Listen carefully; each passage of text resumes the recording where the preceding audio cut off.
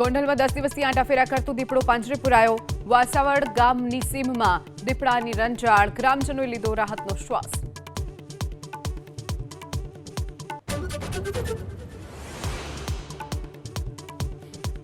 અમરેલીના ફુલઝર ગામમાં થયેલી અથડામણના પડઘા સુરતમાં. ન્યાયની માંગ સાથે સુરતમાં પાટીદાર સમાજની યોજાઈ બેઠક. ખોટી રીતે પાટીદારો સામે કેસ કરાયાનો આરોપ.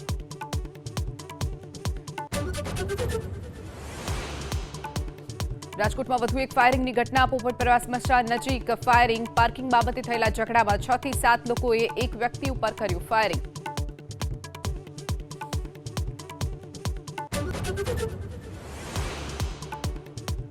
ભારતીય વાયુસેનાનો આજે 93મો સ્થાપના દિવસ. ગરજશે રાફેલ, તેજસ, મિરાજ અને સુખોઈ વિમાન. બાંગ્લાદેશ અને પાકિસ્તાનની વધતી ગતિવિધિઓ વચ્ચે ગુવાહાટીમાં શક્તિ પ્રદર્શન.